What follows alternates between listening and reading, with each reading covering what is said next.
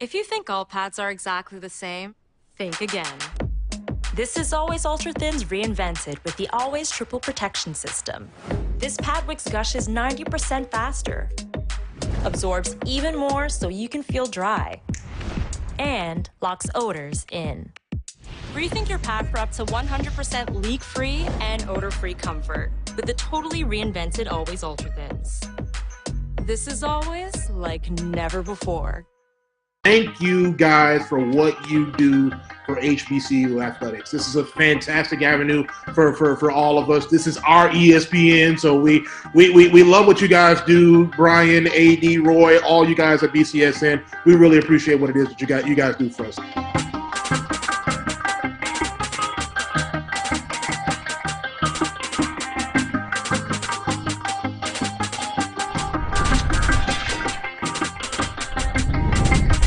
Brian Fulford. AD Drew and I are co-hosts of the BCSN Sports Wrap. We talk about all things related to HBCU athletics. From the games, teams, coaches, and fan interest stories, we cover it all. You can find our shows on Facebook at BCSN Sports Wrap, YouTube at MyJBN Online, and everywhere you listen to podcasts like Anchor, Spotify, Google, and Apple Podcasts. You can also find the show on the Jericho Broadcast Network's app. Make sure to download. We look forward to you joining the conversation and being a part of the show.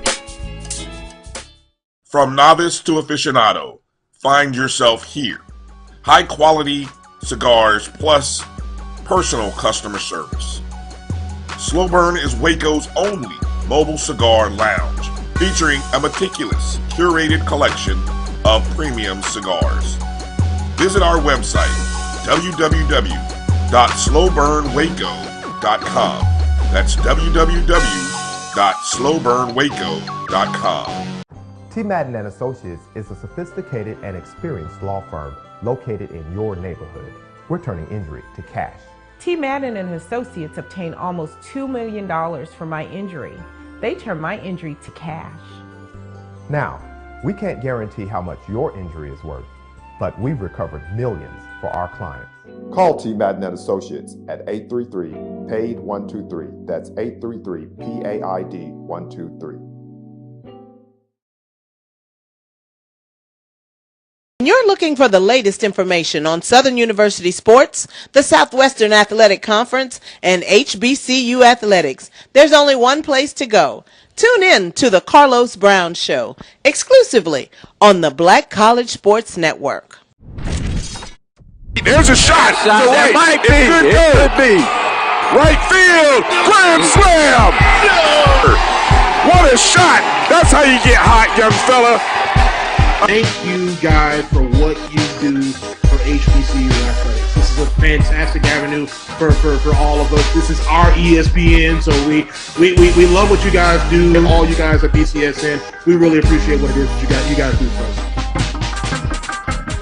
You see, Head & Shoulders has scalp shield technology, protects against flakes even between washes. It's never not working. Kind of like us. We're never not working. Number 15? That's my rub. Ooh, nice. Never not working. Never, ever, never, ever not working. Welcome everybody to Juneau, Alaska. I don't like this one. Me neither. Let's get out of here. Dandruff protection that's never not working. Head & Shoulders scalp shield technology. Charmin Ultra Soft has so much cushiony softness, it's hard for your family to remember. They can use less. Sweet pillows of softness. This is soft. Holy Charmin. Oh, excuse me. Roll it back, everybody. Sorry. Charmin Ultra Soft is so cushiony soft, you'll want more. But it's so absorbent, you can use less, so it's always worth it. Now, what did we learn about using less? You gotta roll it back, everybody. We all go. Why not enjoy the go with Charmin? For 200 years, Montgomery, Alabama has been making history by people who had the courage to stand up for change. Today, this riverfront city has been reborn, embracing the past and looking forward to the future.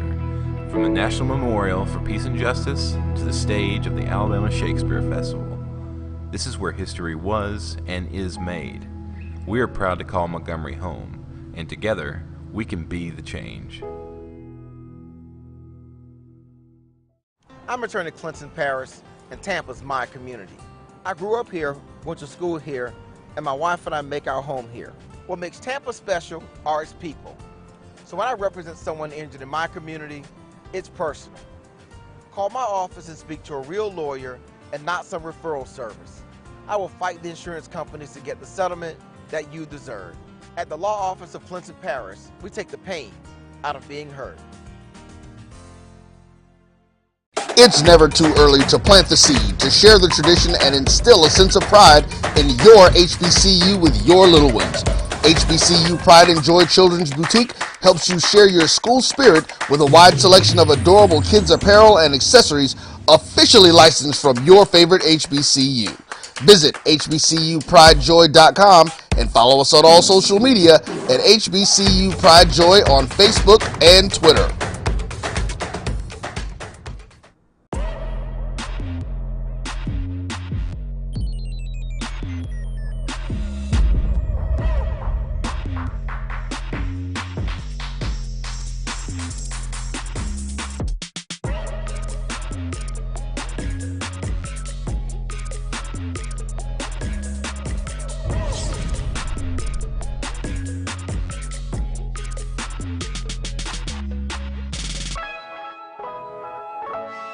If you think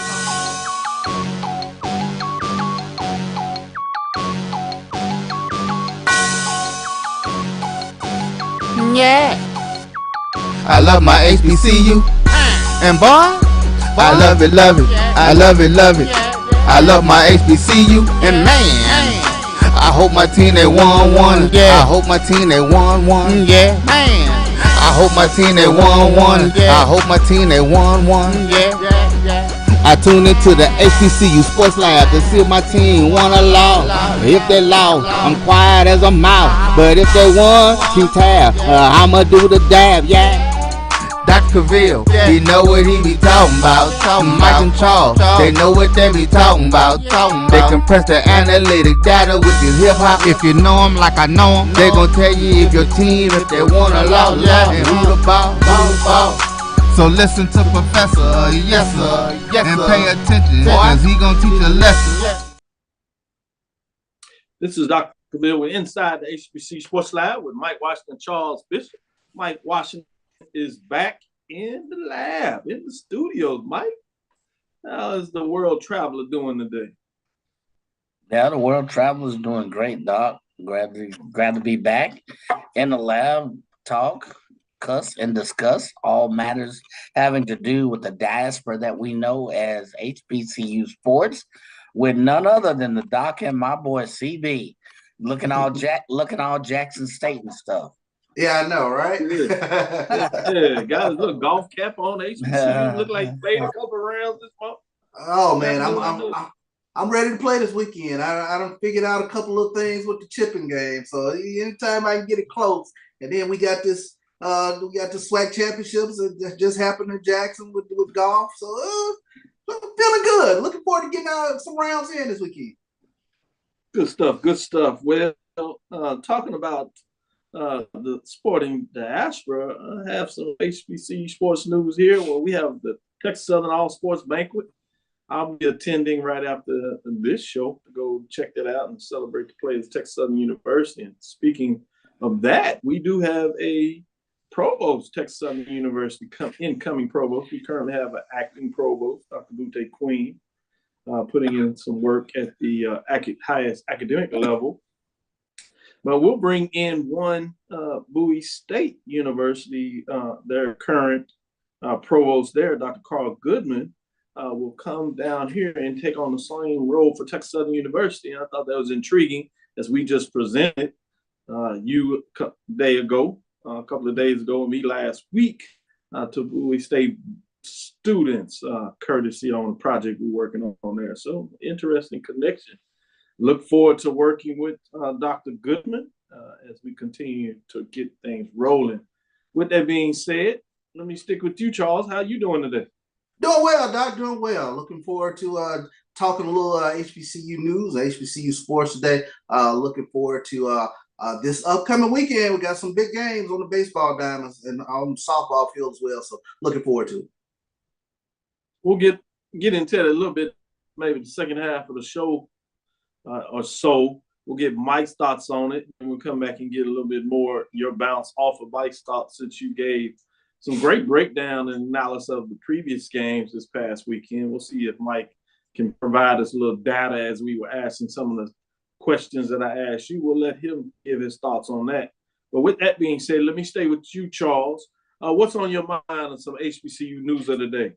Yeah, let's take a look at it. We got some hardware to hand out over there in the SWAC as the golf championships were played at the Refuge in Jackson, Mississippi this past Monday through Wednesday. And Texas Southern's women's golf, they claimed back-to-back titles as they won their second straight conference title, winning the 2023 SWAC championship yesterday. TSU took control of the championship from the opening round as they ended up winning the title by 21 strokes. So this marks the third overall title for the Texas Southern program, the second consecutive title and the first for head coach Willie Shankle. Coach Willie Shankle's head pro over there at Sharpstown Golf Course I played quite a bit. So congratulations, Coach Shankle, for his TSU women winning the SWAC championship this past Wednesday. Good man, Coach Shankle, TSU, Texas University alum as well, getting it done, bringing championships. In this case, back-to-back championships as he leads the team this year. Fascinating to see how that goes. Talking about the board, I said Dr. Kevin Granger actually brought them, along with the basketball team and the national championship cheerleading team, cheer squad, brought them in front of the board. So that was nice as they got recognized in terms of two of them with their SWAC championships, basketball back-to-back tournament championships. And then obviously you just said golf back-to-back championships on the women's side, and then a national championship, first of its kind in terms of Texas Southern University. So fascinating to see how that goes there. Mike, what are your thoughts? News of the day. Yeah, so switching a little bit, talking about football, I got a couple of tweets. Get tweets when everybody opens, they releases their schedule. So Florida Memorial University releases its 2023 football schedule. This was also on Game Day, HBCU Sports. It was on Twitter. It was on a couple of media. So the university has announced its schedule for 2023, and it's sure to be a great season. But the Lions opened the campaign with a trip to Georgia. Okay, no big deal, to take on Division III opponent LaGrange University down in Middle Georgia. I think that's on August 26th, followed by a trip to Duval County to take on in-state foe Edward Waters in the Big Cat Classic. Here's the kicker, okay? Following a bye week, Florida Memorial travels to Louisiana to take on NCAA FCS Division I opponent Grambling State University at historic Eddie G. Robinson Memorial Stadium. I'll say that again if you didn't catch it. And following a bye week, Florida Memorial travels to Louisiana to take on NCAA FCS Division I opponent Grambling State University. So they take on Division III LaGrange. Then they'll take on Duval, take a trip to Duval County and take on Edward Waters in the Big Cat Classic. And then they're going to let a week go by. And then they're going to go to Louisiana. So interesting. The following week, the Lions host first-year program John Melvin. So a couple of things, John Melvin University and the home opener at their Betty T. Ferguson Stadium on September 23rd. Then they travel west to take on Ave Maria in the conference opener to close out the month of September. That is a very strange September. They go from Division III to NAIA to Division I. I don't know about you. They all over the place with this. But, Florida Memorial does have some promise. So, I think they also take on Warner University in a rematch of last year's 49-22 victory for Florida Memorial. And then they'll have the Battle of Miami Gardens against conference opponent St. Thomas University. So they have a very unique schedule in this Sun Conference. So I don't know what to say about it. They all over the place. Kudos, hats off to Florida Memorial. But your eyes have to be circling that Grambling State game in September. So that kind of caught my eye as news of the day. I'd be interested in your thoughts because, are we talking, with Gramblin's past performance, past 2 or 3 years, or is this suspect to an upset? Early football tales. I don't know. This is just Big Mike with some early data points, early data warnings. How about that?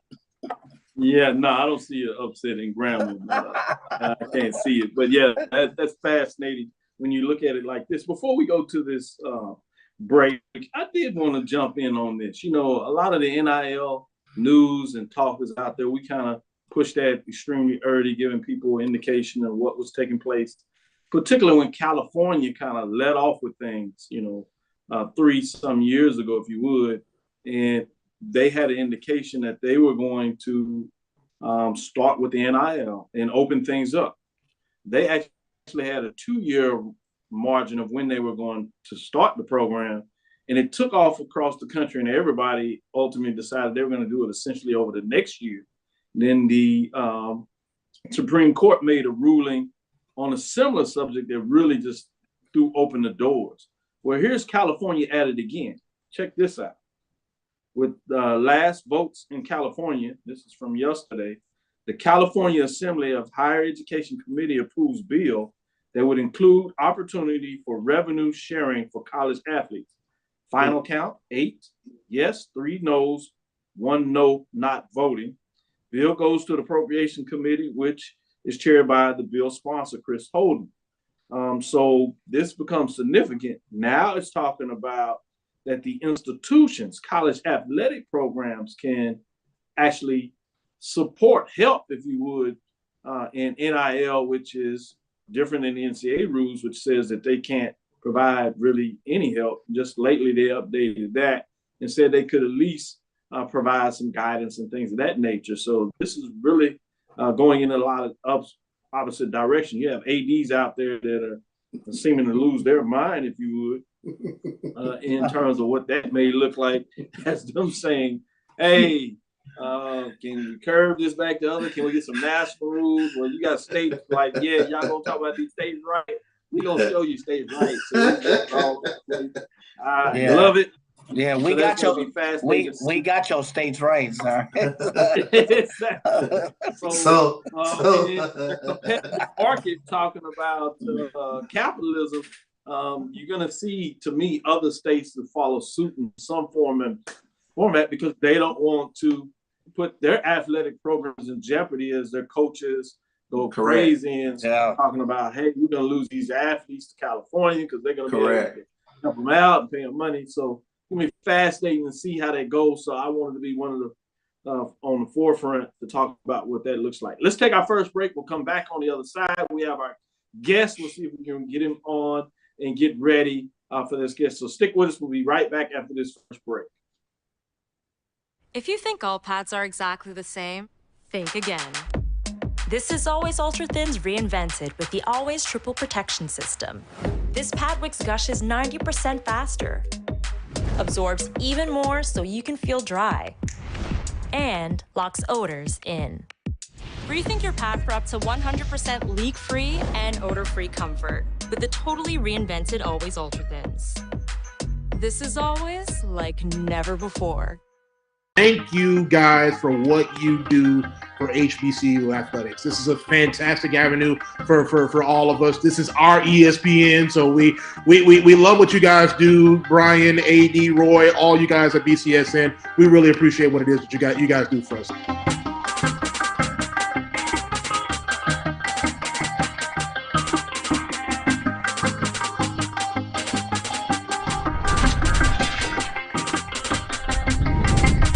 Brian Fulford. AD Drew and I are co-hosts of the BCSN Sports Wrap. We talk about all things related to HBCU athletics. From the games, teams, coaches, and fan interest stories, we cover it all. You can find our shows on Facebook at BCSN Sports Wrap, YouTube at MyJBN Online, and everywhere you listen to podcasts like Anchor, Spotify, Google, and Apple Podcasts. You can also find the show on the Jericho Broadcast Network's app.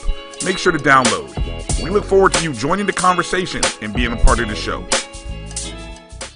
From novice to aficionado, find yourself here. High quality cigars plus personal customer service. Slow Burn is Waco's only mobile cigar lounge, featuring a meticulous, curated collection of premium cigars. Visit our website, www.slowburnwaco.com. That's www.slowburnwaco.com. T. Madden and Associates is a sophisticated and experienced law firm located in your neighborhood. We're turning injury to cash. T. Madden and Associates obtained almost $2 million for my injury. They turned my injury to cash. Now, we can't guarantee how much your injury is worth, but we've recovered millions for our clients.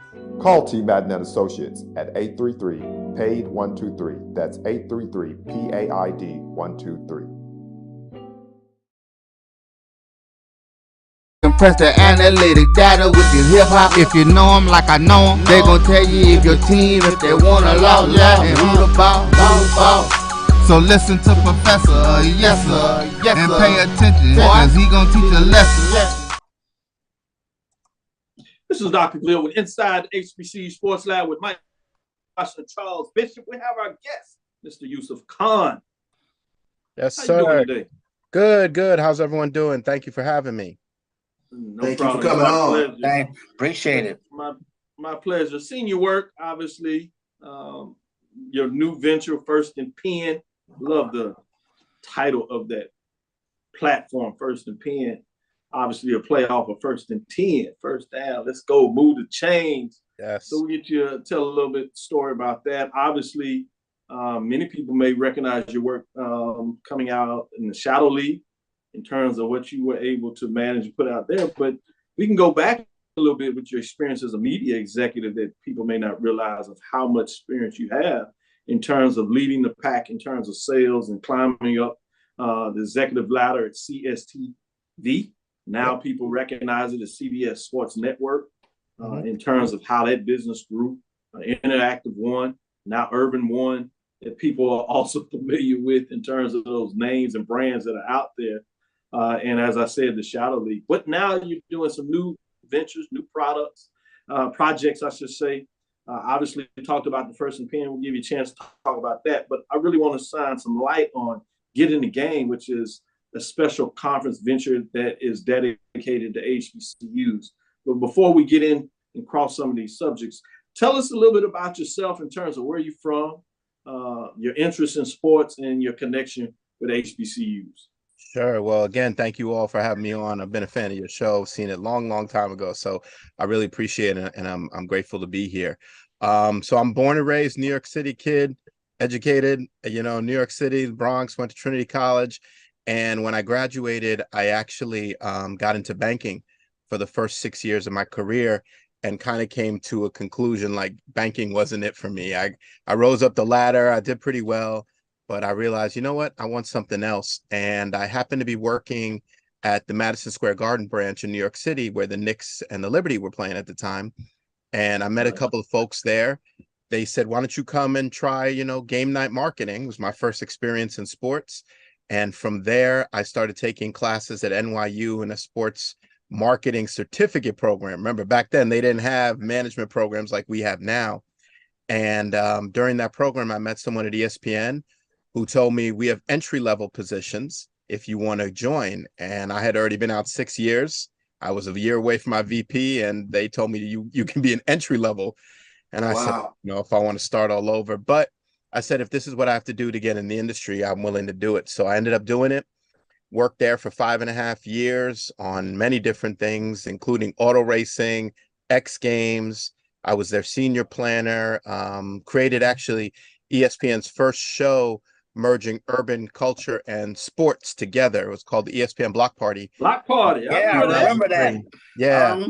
So that was my show with my coworker at the time, Teresa Moore. We created it.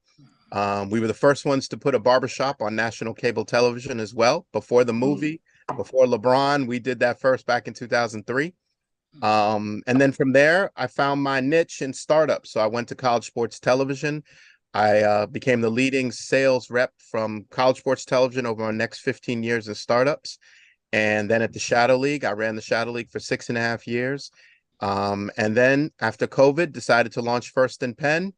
and now I'm on your show. So I'm excited. Good career. Good career. Yes. Kudos. It's really awesome to hear that growth and how you had to pivot, because we tell the students a lot about understanding, chasing your dreams, but what that means and entails, and your example of what that looks like. Let's get in a little bit first on the first and pen, because I want to spend some significant time on the Get in the Game, which again provides an opportunity for HBCU students in terms of that conference that's going to be in Baltimore, Maryland, if I'm correct there. Yes. But first and pen, I think, is an intriguing component, and people may have read some of that work and not really make the connection in terms of what you're doing there. Tell us a little bit about what is first and pen. Sure. So, back at ESPN, I realized there was this sort of void in sports coverage, which was, our perspective, voices of color, Black voices. Everything was just stats and scores. And as everyone knows, there's more to sports than just the game, right? And we were able to bring a little bit of that out at ESPN with the Block Party. And then I was able to do more of that at Shadow League. But I felt one of the areas that was really getting hurt by this digital media was journalism and good storytelling. And I felt like there was a cycle of, okay, just post something, make it clickbait, drive some traffic, make some money, and we'll create this site. And I didn't want to do that anymore. I felt like everyone's doing it. I didn't want to play in that area. And so I came up with the idea, First and Pen, which is obviously, as you said, a play on first and 10, right? Because to start any drive, you got to start first and 10. And the pen refers to journalism. I am not a trained journalist, but I've always had a talent to write, and I've always enjoyed writing. And I came up through sales and marketing, and I've been fortunate in my career to be able to merge the two. And I think that's something a lot of people don't understand. In order to build a business, all the entities have to work together. And if content is not working with sales, sales is not working with content, you cannot have success. And I've been fortunate to be able to blend the two together. And that's how I came up with First and Pen. And I wanted to tell some great stories through the voices of our people, Black and brown people who can tell you a different perspective, whether it's historical, opinion, perspective, whether it's an analysis, it allows us to go a little deeper into sports. So I've been very excited about what we're doing. And I found a niche with professors of color in particular, because as I'm sure most of you know, if you're going to publish something as a professor, it's got to be an academic journal, and it's pretty heavy lift, and I wanted to create a destination where you can come daily and either write about something of interest or to read about something of interest that isn't going to be 10,000 words, right? That it's really good, right? That's good. So that's why I created First and Pen, and I found that people are really taking to what we're doing. And I'm going to, we're actually going to expand a little bit this year and do some other forms of media as well, including podcasts and some other things. So very excited about our direction, and the response has been great so far. And I appreciate people like yourselves who give us an opportunity to talk about it. Interesting. Absolutely. As I promised, we will get in the game in the conference there, which I'm really excited about. But I wanted to give Charles a chance to follow up with a question or two.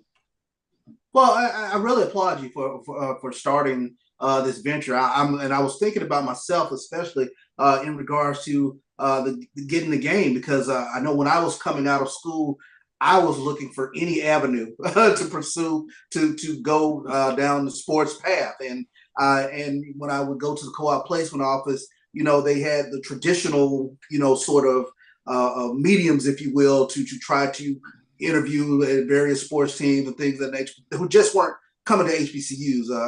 I found at the time, so I'm very appreciative of this. And your story. I'm curious when you talked about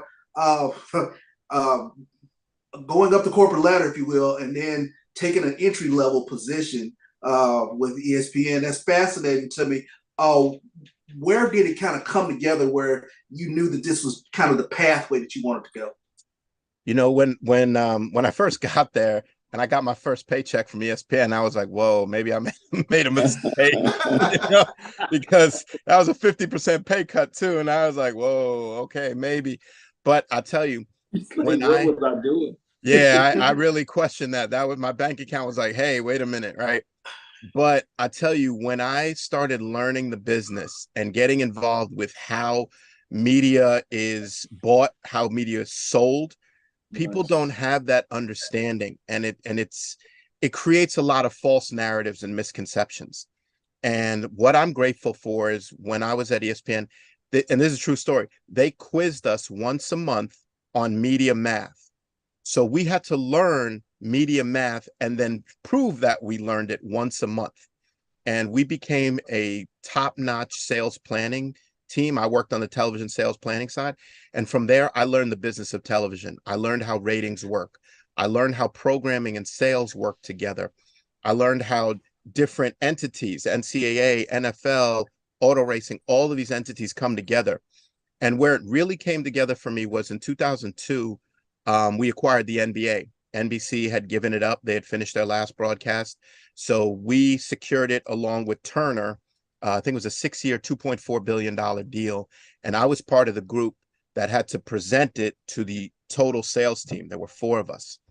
And I learned about the ins and outs of the sports media game and sports rights. Wow. That, Charles, is where everything kind of clicked for me. And I was like, if you can understand how these discussions work and how the money works, you're able to build media companies with so much more ease because you understand how to make money, how to price things effectively. Not a lot of people have that experience, and I was fortunate to have that. And it was 5 years worth of experience. So, when I get out there into sort of the general market companies, they can't pull the wool over my eyes because I really learned from the ground floor up how this ratings game works and how media rights work. So that was the moment, 2002, when we acquired the NBA. Oh, wow, that's fascinating. Let's get into this first break. We'll come back on the other side because I know this is a push point for a lot of folks. And so as a promise, we will get into this, get in the game. We have some time, particularly if you can give us a little more and stay over. We're going to take this break, come back on the other side. Allow Mike to get in the question. Charles will follow up, and we'll talk a little bit more about the significance of the media rights. Obviously, you followed this in regards to on Twitter Spaces, a lot of this discussion on media rights. And hey, you see SEC in terms of billion-dollar deals. This last one that we seen with Kevin Warren, what he was able to explode in terms of the Big Ten deal and how it was similar to some of the professional deals in terms of multi organizations, companies that he got to bid on it, which obviously drove up the price. You can probably give us a unique perspective of what that looks like and the benefits and the challenges of a conference such as a SWAC, MEAC in regards to what it looks like for them to navigate the space of media deals. Stick with us. We'll be right back after this break. I promise we'll give you more. Mike will be up to bat, and you have none other than listening to Yusuf Khan, in regards to giving you some updates on First and Penn, his program and platforms get in the game, as well as a conference that's coming up in October in Baltimore, Maryland. Stick with us. We'll be right back after this break. You're looking for the latest information on Southern University sports, the Southwestern Athletic Conference, and HBCU athletics. There's only one place to go. Tune in to the Carlos Brown Show, exclusively on the Black College Sports Network. There's a shot. To right. Might be. It could be. Right field. Grand slam. What a shot. That's how you get hot, young fella. Thank you guys for what you do for HBCU athletics. This is a fantastic avenue for all of us. This is our ESPN, so we love what you guys do, and all you guys at BCSN. We really appreciate what it is that you guys do for us. You see, Head & Shoulders has scalp shield technology, protects against flakes even between washes. It's never not working. Kind of like us. We're never not working. Number 15? That's my rub. Ooh, nice. Never not working. Never, ever, never, ever not working. Welcome everybody to Juneau, Alaska. I don't like this one. Me neither. Let's get out of here. Dandruff protection that's never not working. Head & Shoulders scalp shield technology. Charmin Ultra Soft has so much cushiony softness, it's hard for your family to remember they can use less. Sweet pillows of softness. This is soft. Holy Charmin. Oh, excuse me. Roll it back back, everybody. Sorry. Charmin Ultra Soft is so cushiony soft, you'll want more, but it's so absorbent, you can use less, so it's always worth it. Now, what did we learn about using less? You gotta roll it back, everybody. We all go, why not enjoy the go with Charmin? For 200 years, Montgomery, Alabama has been making history by people who had the courage to stand up for change. Today, this riverfront city has been reborn, embracing the past and looking forward to the future. From the National Memorial for Peace and Justice to the stage of the Alabama Shakespeare Festival, this is where history was and is made. We are proud to call Montgomery home, and together, we can be the change. Press the analytic data with your hip hop. If you know them like I know them, they gon' tell you if your team, if they wanna loud, and who the ball. So listen to Professor, yes sir, and pay attention, cause he gon' teach a lesson. This is Dr. Cavil's with Inside the HBCU Sports Lab with Mike Washington and Charles Bishop. We left off with our interview with Mr. Yusuf Khan, giving you some updates and information of how he learned the backside of the media game and the business. I know I have a question, but I'm gonna be nice and share the mic as I should with Brother Mike, as he's kind of joined us. He's been out on assignment, so sometimes I have to turn off his mic, Brother Khan. But we're gonna let him see if he can play with nice with everybody. Go ahead. Yeah, Brother Khan, don't listen. I've known him for 30 years. I brought you in. I can take you He's now. also a birthday boy, so he's feeling himself in the birthday boy. Yeah. I celebrated 22 years in Alpha, So because of him. That I had to deal with flashbacks, so you know how that is. So my question is fairly simple. I think you started going into it. I was, looking at getting the game. I know you're going to get into that. You talk about the complexity of sports business, and you said most people don't truly understand, kind of the complexity of the business of sports. Can you give us your 2 or 3, based on your experience, cardinal rules that you picked up and say, don't do this, especially for people of color, or where it pertains to African American sports conferences? What have you learned with respect to the sports business, so that you can go and say, hey, you may not want to go down the street, you may want to try this, you may want to try that? The first thing is that not a lot of people take the time to understand how the business really works, and that is a killer off the bat, because what happens is I've had so many people come up to us from ESPN days, college sports days, and they will pitch us on these great ideas. And I'll give you an HBCU example. Okay, they pitched us on Battle of the Bands. They pitched us on some of the classics that were going on at the time. The problem was this: when you looked at the ratings of these games, it's not about was the game important or not. That's not what it boils down to. It boils down to, were people watching it? And at that time, you're talking about 2003 to 2007, people weren't watching it. And it's not a disrespect to HBCUs, not at all. The problem was that, one, nobody knew where to watch it, unless you were in that local market. So if you're in Mississippi, you know where Jackson State games are, but if you're not, you don't know when and where they're on TV, So that was one of the challenges, is the programming side of it, and then how it translates to ratings. You cannot just say, we've got a great game with, Jackson, and we've got a great game. We're going to be playing whoever it is. I don't even care what team it is. Texas Southern, right? Might be the top game of the year. Problem is, if nobody's watching it, it won't be back next year. It won't. And so that was a challenge, for us at College Sports Television, because we actually did air. This was an interesting story. We aired Grambling at University of Arkansas Pine Bluff. And it was an interesting game because I got a call from a friend of mine who was in the record business. And she said, listen, I've got them Franchise Boys. You guys remember them Franchise Boys? I do remember. It's kind of funny story, but it's a true story. She said, they're going to be in Arkansas. Do you have a game or anything? I said, yeah, actually, we bought the broadcast rights or production rights to this Scrambling Pine Bluff game. So I said, let me connect you with maybe the band director. Maybe you guys can do something at halftime. Maybe there's something cool, right? And they ended up doing the deal. And it actually was a huge hit. They showed up. place went crazy. The band performed. It was incredible. The problem was when we were trying to orchestrate that deal, the people at Pine Bluff didn't understand what type of rights we own. We own the rights to produce that game. We paid Pine Bluff, I think it was like 30, 40, 50,000, whatever it was, to air that game. And they didn't understand that because we owned it, we could do whatever we wanted with it. We could air it on tape delay. We ended up airing it live, but we could sell the repeats, etc. They didn't understand it.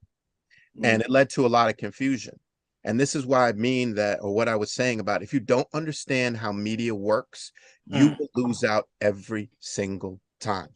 Absolutely. I don't care if it's the Bayou Classic. I don't care if it's the SWAC MEAC. I don't care what it is.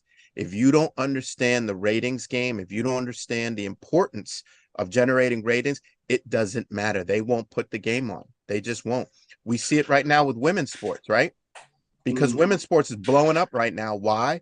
Because it's on air and people are watching it. Same thing with HBCU sports. If you put it on at the right time, you let people know, you put the resources behind it, you'll have a much better opportunity of winning. And we saw that this year with the Celebration Bowl. We saw a great game, right? Now, what does that mean for next year? Now, obviously, Deanna's not there. We understand that. However, the ratings are going to count for next year because that's how they sell the game. They say, what is the rating this year? Do we expect it to go up or down? And then we will charge advertising rates based upon that. And if you don't understand that, you'll be fighting a losing battle. Wow. I hope I answered that question. No, that's exactly what I was looking. The lessons learned. It leads me to another question. Go ahead, Charles. Well, I wanted to ask this question. Just from a fan standpoint, you said you mentioned, my grandfather used to say all the time, people don't lie about what they like. Is there, especially with regards to HBCU sports, is there a way? You mentioned the resources. Is there a way to promote it to where it becomes fashionable or it becomes the thing to do to watch HBCU athletics? I think, first of all, you got to look at the product, right? And the product is the actual game, okay? If you're talking about on-site experience, that's one thing. You're going to get the people there on site. That is not even a question. I don't care where it is. You're going to get the people there on site. But does that translate to a television experience? It does not. It doesn't. Right. So what do you have to do? You have to improve the product of the game, which means you got to get good players. You got to get good games. Over the last, I would say 5-6 years, we see a pipeline develop and it's strengthened of players going to HBCUs or at least considering HBCUs for their athletic experience. And that was a void that we saw from probably late 1999 through 2008, maybe 2010, where there was this void where athletes just weren't coming out anymore out of there, and if they were coming out, they weren't elite like they used to be. And so now, with what I don't care what people say about Deion Sanders personally, he brought a certain attention to HBCU football and Jackson State, obviously, but it definitely helped the product. And people can get very personal about it, and I get it. I understand it, but it doesn't matter. If you're going to go to ESPN and say, listen, we're going to air this game, we want you to pay us $200,000 for it, you better be able to show ESPN why it's worth $200,000. You can't just go in and say, well, it's HBCU football. They don't care about that. Right. Why? Because I just signed a 10-year, $3 billion deal for SEC football exclusively. So I don't really need HBCU football. So if you want me to need it, you got to show me why. And that's just speaking honestly from a money perspective, right? They're not going to invest $3 billion over 10 years with the SEC and then push it back for an HBCU football that does 25% of the rating. They're not going to make money on that. Yeah. So that's why I say the product has to be good. And fortunately, I think the product has improved, and it has gotten good. And it also is how many players are going to the league, right? So when you see more players going to the league, that automatically filters back to the current student athletes at HBCU institutions because they say, oh, Darius Leonard came out of South Carolina State. Oh, I'm going to consider going there because he's an all-pro. Right. And now he can promote back to the school, back to the conference, because he's in the NFL. He's got a great platform. So that is the way it's going to work. It's not going to be put us on air. It's got to be, you got to show me why. And, that's just the reality of television. So if we are better educated about how to position HBCU athletics, not just football, but athletics, you are in a much better position to reap the benefits of those rewards. Great stuff. As Mike says all the time, the data points. A lot of what you're talking about, I always tell folks, is understanding the math behind this, understanding the science of the business of sports. When we say it, we mean that. Perfect segue to talk about get in the game, careers and internships in sports business for HBC students and of color. What is get in the game? So about a year and a half ago, some of my friends who run a company, sports analytics data company, SBRnet, they approached me about doing a content partnership. So we signed that and it's working well. And we're both educators, right? We're all teach as well. I teach at a couple universities in sports management. And we said, we've noticed that students don't really have a true understanding about what sports is, right? They think that just because I worked at ESPN, I was hanging out with Stuart Scott all day, right? That's not what I did, right? That is far from what I did. Right. So, we came to this realization that they don't understand the industry. They don't understand the pathways. They don't even understand how to get in the game. So that's how we came up with the idea, is that in order to get in the game, you got to understand how to get in the game. So what we wanted to do was create a educational sports conference, not just your traditional, hey, listen to these 3 panelists and they'll tell you about their careers. Anyone can do that. And it's fine. I have no problem with that because we'll be doing a little bit of that. But we need to really create educational learning opportunities for the students so that they really understand. So for example, how do you get into college athletics administration? Not a lot of people know how to do it. They're like, well, what do I do? Bingo. How do you become an athletic director, right? Bingo. They don't know. We just saw a brother who just got hired at George Mason as the new athletic director. He was a CPA for years. And then he got into college athletics, fundraising, running, the compliance. And then all of a sudden he moves from Brown to George Mason. Why? It's his skills that he developed that put him on a career pathway. And that's what students don't understand. They see the sort of the top of the line, right? They see ESPN. That's where I want to be. Okay, well, what do you want to do at ESPN? I don't know. What do you mean you don't know? I don't know. I just want to work for ESPN. You failed right there. Okay. Do you want to be in finance? Do you want to be in production? Do you want to be in programming, sales, marketing, PR, administration? What do you want to do? And that's what students don't understand. Now, part of it is our responsibility to teach them. So when I teach my classes, I tell them, what is it you want to do? Tell me. And now I'm going to teach you how to get into those industries and develop the skills that you need to get in those industries. Because you know what? It has changed from when I entered in 1999 to today, 24 years later. It is completely different. But the skill sets are still essential to develop. So get in the game is our opportunity to give them education and informational opportunities. And also we will have people on site interviewing them for internships. So this is a career opportunity as well. And that's what we're really excited about and why we're really reaching out to all the HBCU community to say, listen, I don't care if you're in Mississippi, you're in Virginia, you're in DC, here's an opportunity. If you want an opportunity, come in, talk to us, and let's see, maybe we can help you financially to get up there. So that's what get in the game is all about. Wow. Awesome. So you talk about what it's about. You talked about the vision in terms of teams and leagues, brands, retail marketing, how that's connected. Talk a little bit about what the students can expect in terms of who they can connect with coming to this conference. Sure. So this is one of the things that we wanted to make sure it was a B2B type of thing. We didn't want it to be where I'm going to network with, my colleagues. We didn't want it to be like that.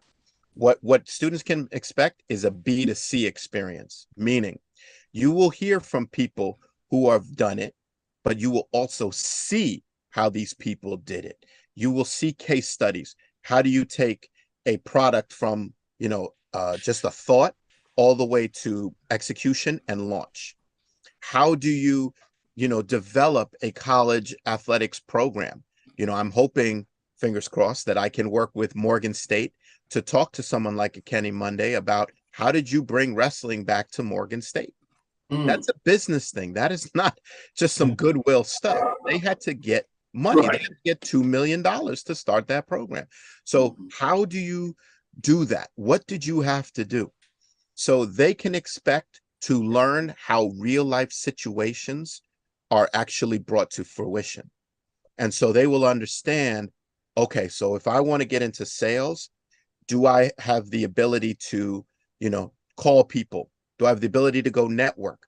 Do I have the ability to be on the front lines? If I don't want to do that, then I'm not built for sales. But this way, you'll learn that right off the bat. So that's what they can expect. They can expect real life theory integrated into practice is what they can expect. Awesome. I talked about this. This was in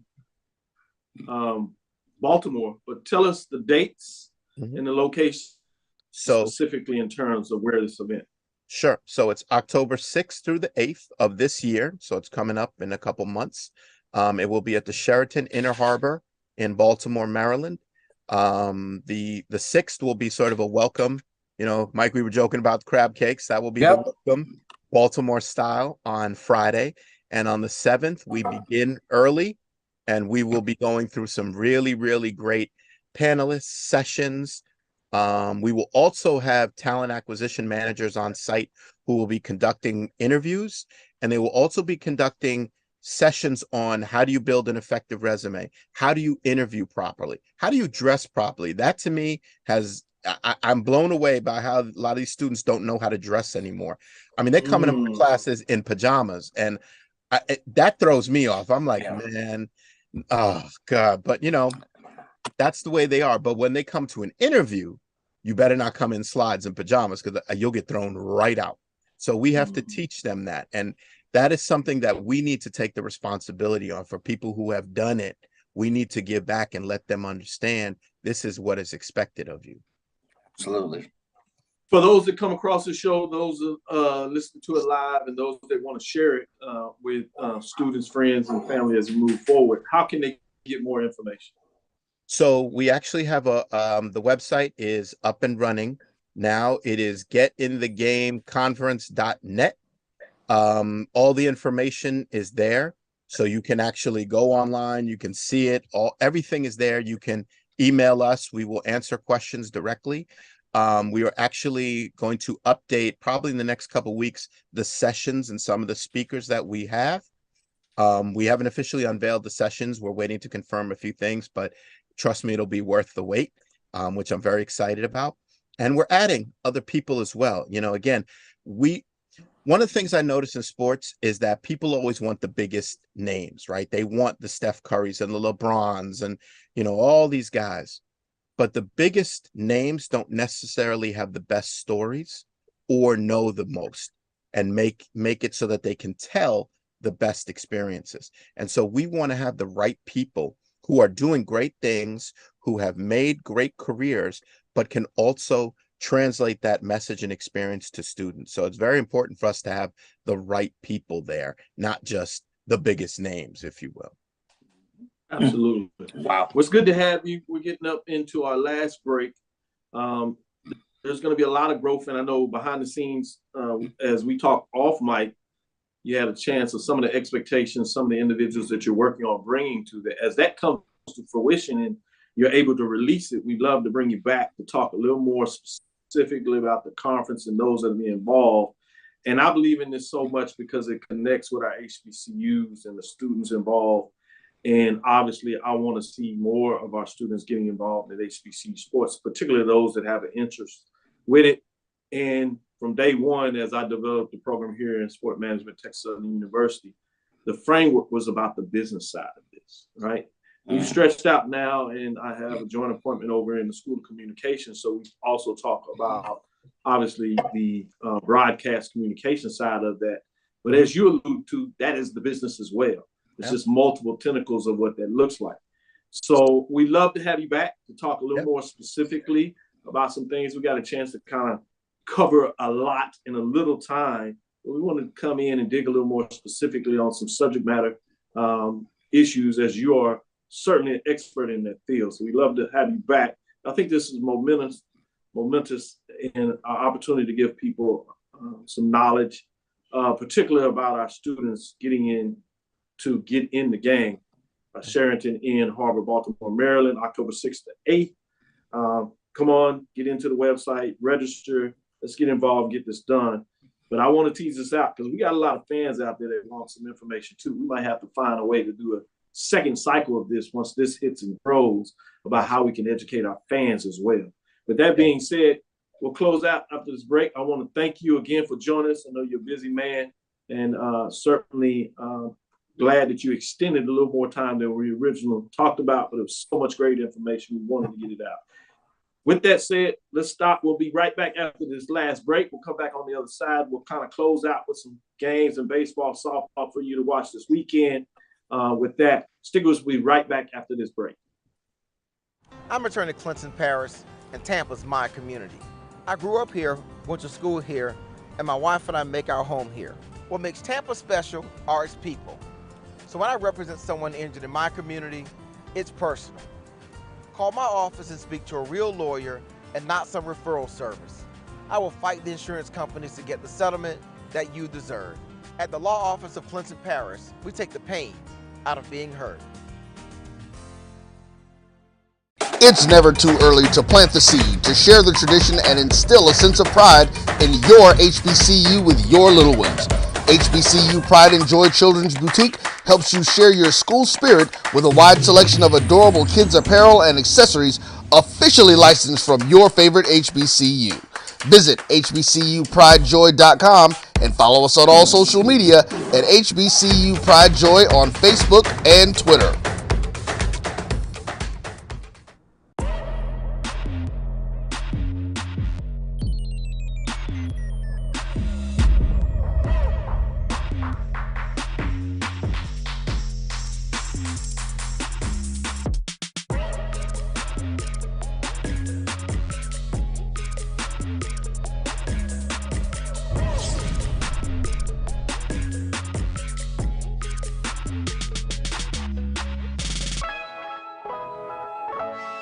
If you think all pads are exactly the same, think again.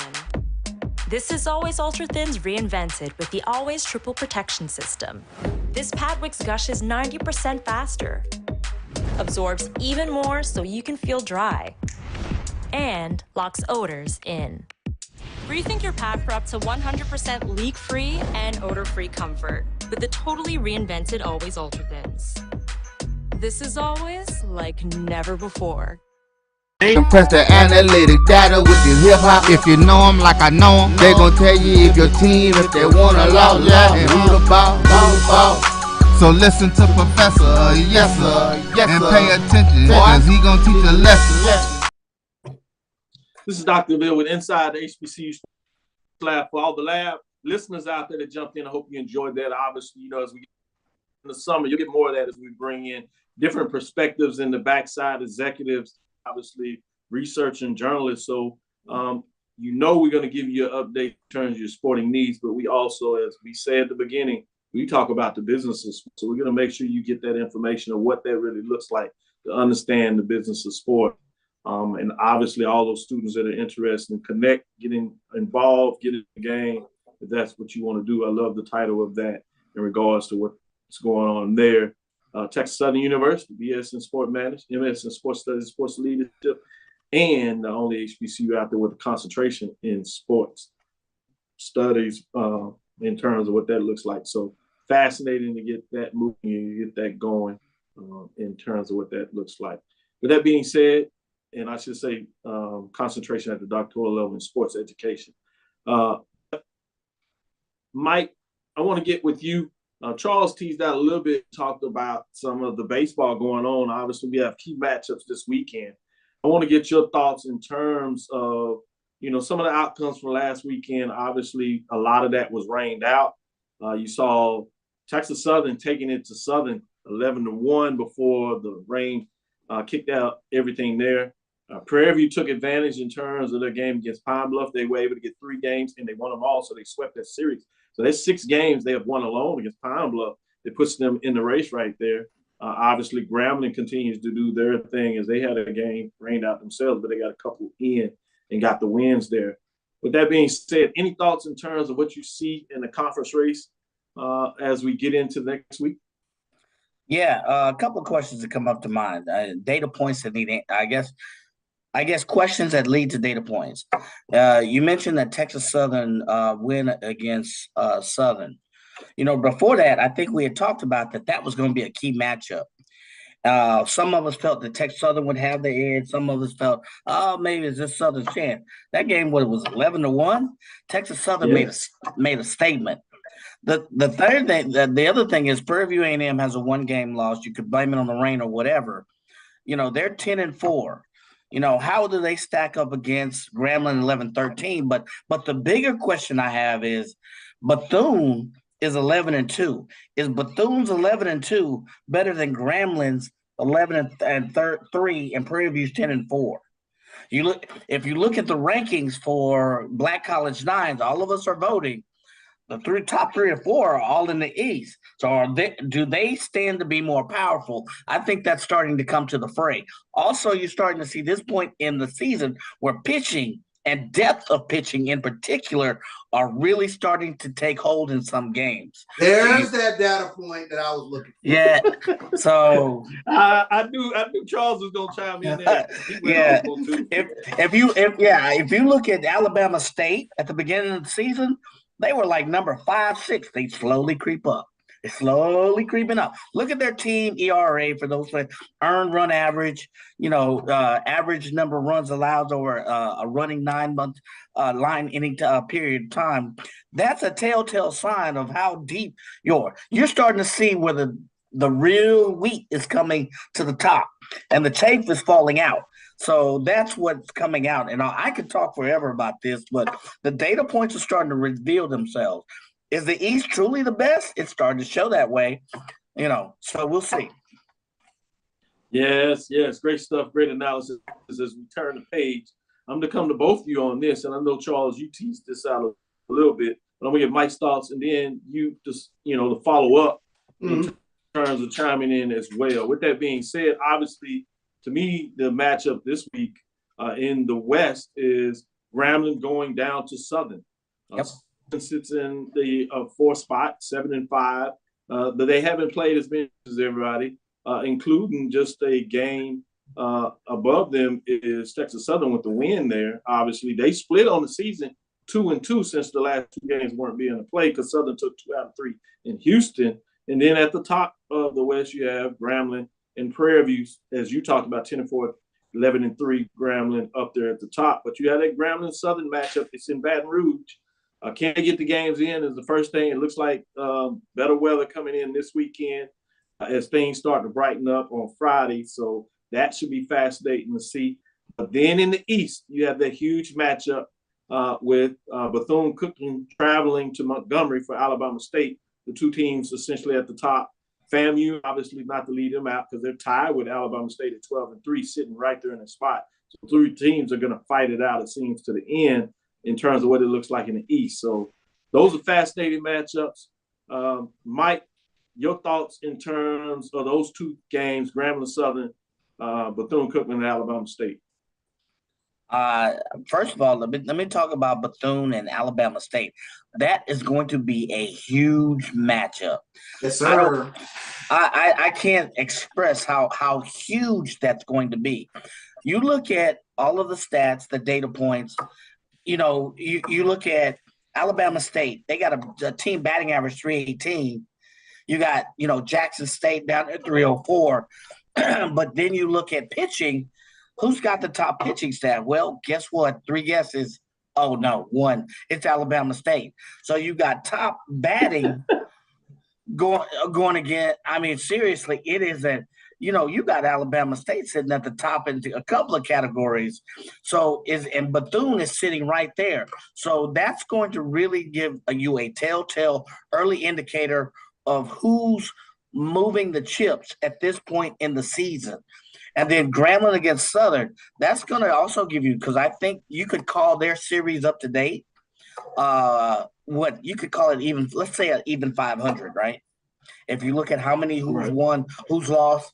But Grambling sitting at the top in terms of, where they stand in all the statistics. Can they overcome this Southern team who seems to be up and down at times of the year? So I think that'll tell. That's a great matchup, but my eye is on that Alabama State game for sure.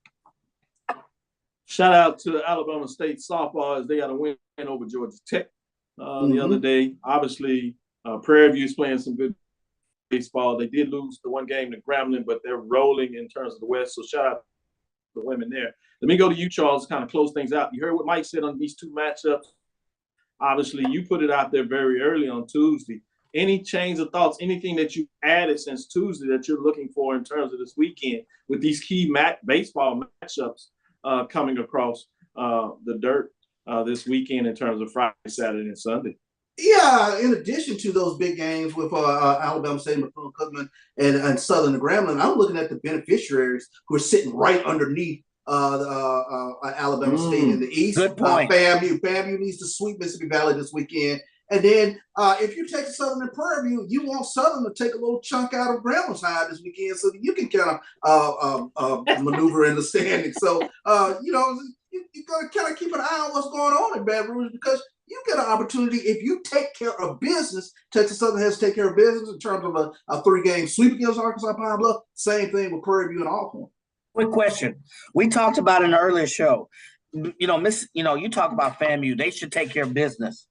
How should they take care of business? We talked about how, maybe Mississippi Valley, they get 1 or 2 games because you don't have the pitching staff. So what does that also say about FAMU? If they don't take care of business against a team statistically and historically that they should be, what does that say about them? We've seen Valley. Yeah, that's the type of game that you don't want to take just 2 out of 3. You want to sweep. Yeah, Go ahead.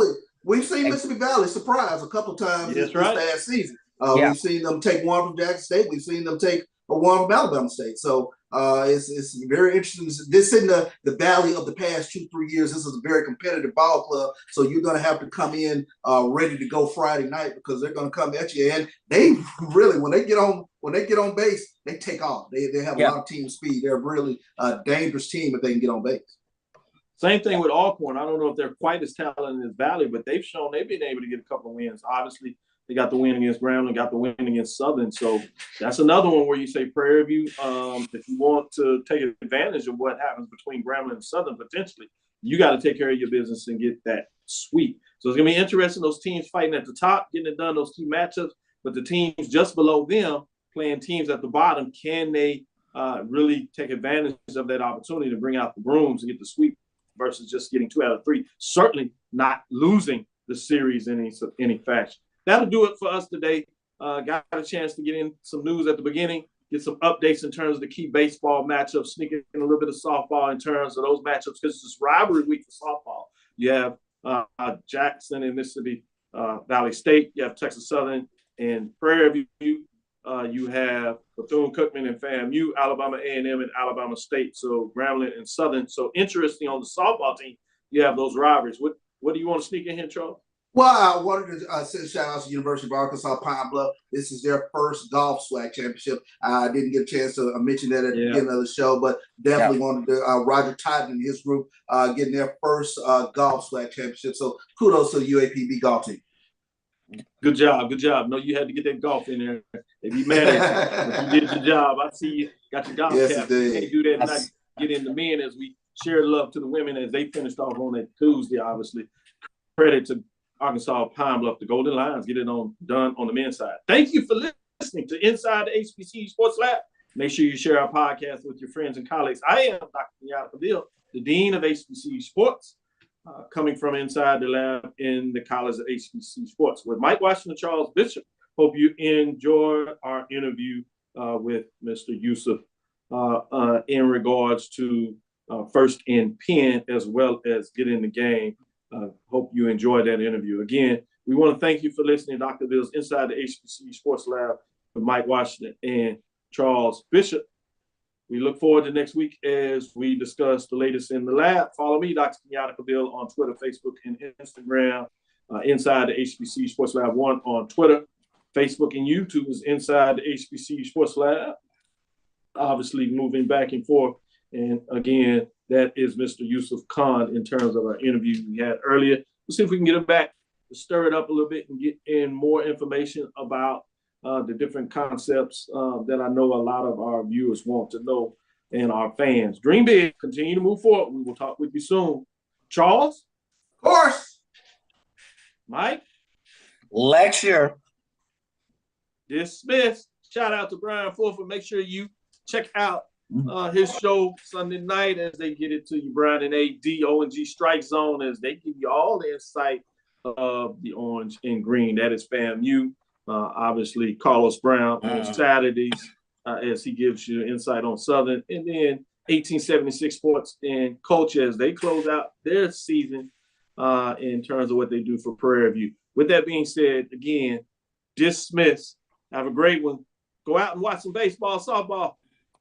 B. Ryan, thank you for not giving that ridiculous rattler sound. Thank you.